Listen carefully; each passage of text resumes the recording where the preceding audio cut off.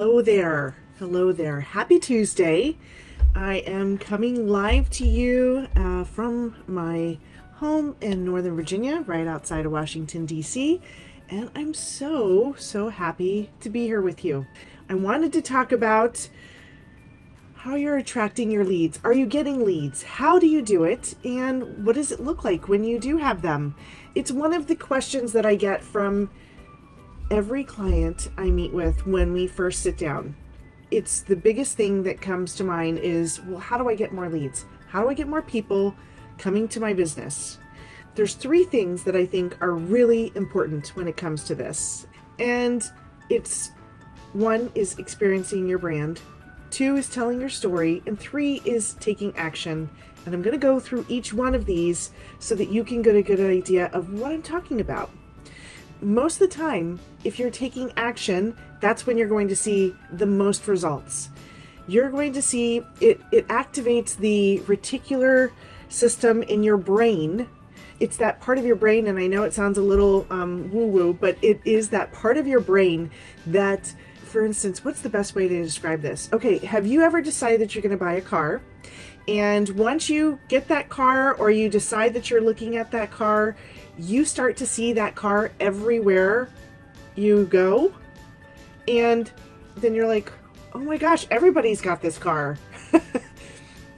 Nothing has changed. It's just that your brain is going into hyper mode, recognizing the thing that you put in front of you that you want to see, that you're making important. So the same thing happens when we decide to take action and do things in our own business, and it puts it in the forefront of our brains. When that happens, we're just telling our brain, hey, let's look at this, let's do something about it, and let's move forward.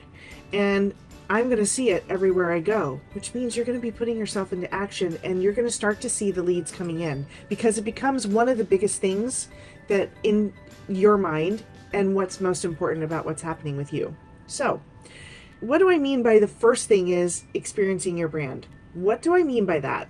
When I'm talking about experiencing your brand, it means when they come in contact with you, what does that look like? When they come in contact with your email, do you have a signature on your email that has your name, your logo, your website link, your social media links, your phone number, the best way to get in touch with you, anything like that? Do they have a way to see your brand on your email signature? Your website, does it kind of coincide with who you are and your brand style? So if they were to come and see you and meet you in person, would the person that they meet, would it go together with when they see your website? Does it match? Does it seem to kind of come through your personality?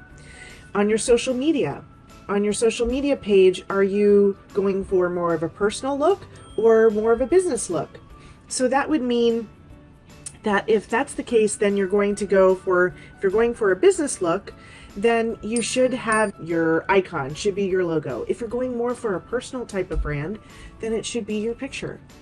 So it really depends on how you decide you want to do that. Now, I have a floral brand guide for the aesthetic part of what you're doing, and you can download that in the Floral Business Academy on my website for free. And so you can go check that out anytime. I'd love for you to check it out. Make sure it's kind of what you're looking for and how your brand is. Your business cards should have that same thing. Your logo matches your website, matches your email signature, matches what's going on your social media, and your voicemail even, right? People still talk to you. Do you have your phone ringing to your cell phone? If you do you have a professional voicemail message on there? Do you answer your phone professionally? This all matters. It's all about how you're going to be seen and how people see you and how they interact with you when they come in touch with your brand. So number 2 is telling your story. And I have a whole boot camp around this, and many of you have attended the boot camp, and some of you haven't, but it's about telling your story. Telling your story and creating that essence of your brand is one of the most important ways you can get and build an audience. Build your entourage that follows you. I did a blog this week as well talking about that, your custom fingerprint, because nobody has that fingerprint that is you. So we want to make sure that that is showing. And it's very different from having a system of the automated things that you do in your business. But when they come in contact with you, they're experiencing your brand. And when you tell your story, tell things about what's happening in your business and what's happening in your life. And I don't mean you're going to be talking about going to get a wax job or painting your nails or whatever, but you're talking about you're experiencing how you do your daily business, how you do things and interact with your clients, how that comes together. What do you do on a daily basis? There are stories all around that everywhere you look. And so the Wedding Brand Bootcamp kind of goes over that in depth and asks you questions and things like that.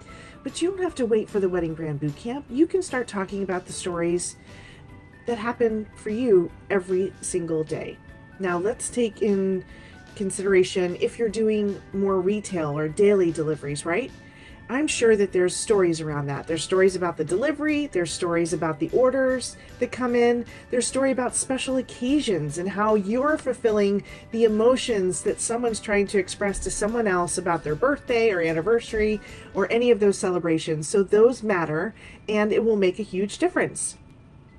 Now, if you're going to be talking about something that's more like the wedding, right? So if you're talking about their wedding and you're talking about the day and you want to talk about the arch that you've done, the gorgeous ceremony setting, or maybe the aisle is really spectacular, you probably have a story around that. How did you come up with the idea?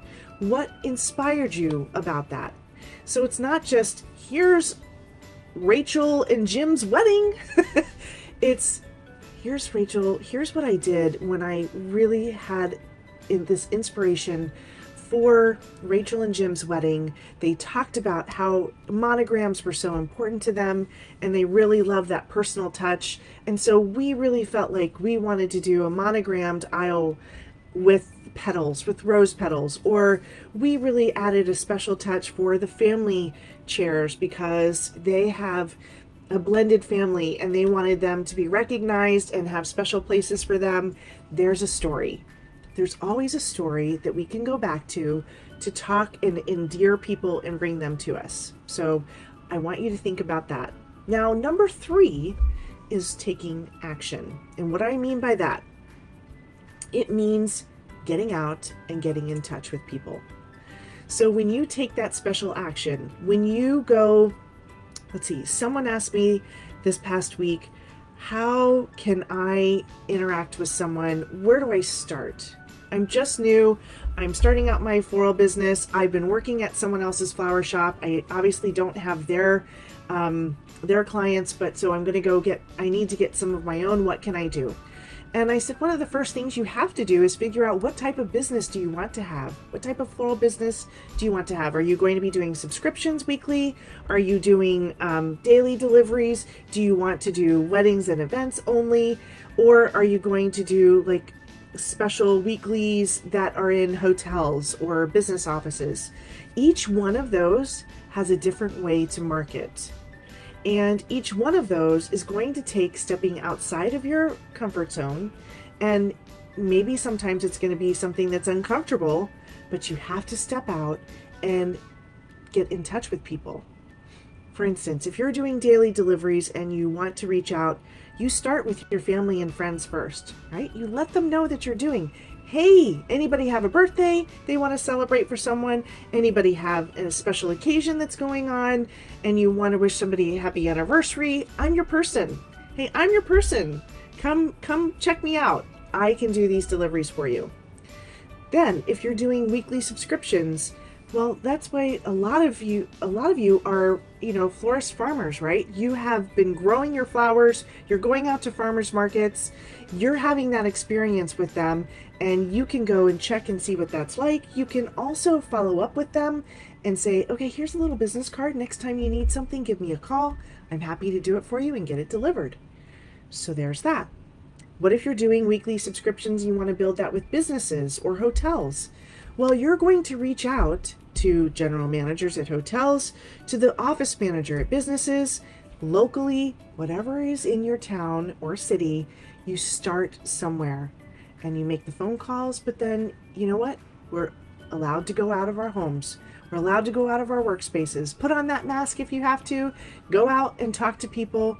Take them some flowers. Take them something that experiences their brand, your brand, and let them experience you and get to know you. Form the relationships.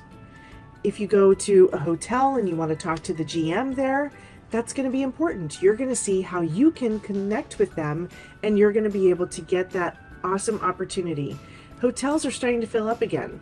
And believe me, when I did hotel work, and we were actually had a shop in the basement of the hotel, and we had not only the hotel's work, decorating the lobby and client gifts and things like that, but we got orders from people that were coming to the hotel to stay, or sometimes people were staying at the hotel and they wanted to send out flowers to someone else. And I also got all the events and things like that were happening at the hotel. So there's so many more things that you can do when you have that. Now, if you're doing weddings and events, maybe there's special venue that you love, and I want you to reach out to them and get to know them. Maybe there's a planner that you would like to work with, or maybe there's a baker that you've decorated a cake before and you really enjoyed working with them. They made it easy to work with them. Why not reach out? Why not talk about doing some things, hosting something together? It all starts with taking action. So that's it. How do you get leads? On a very simple, light way, it's 3 ways. You let them experience your brand. You tell them your story, and you take action.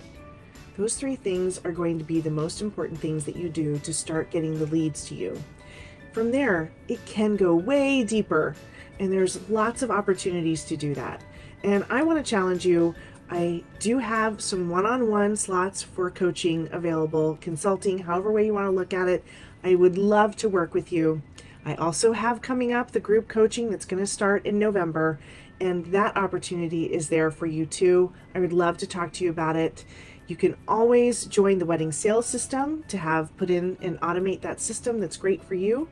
And you can also join me in the Wedding Brand Bootcamp if you want to learn how to really hone in and tell your story. And that is happening in November again. So that's it for this week. I hope you have a successful week. I hope you are out there and taking action for everything that you do. I'd love to see you flourish. So have a great week. Bye for now.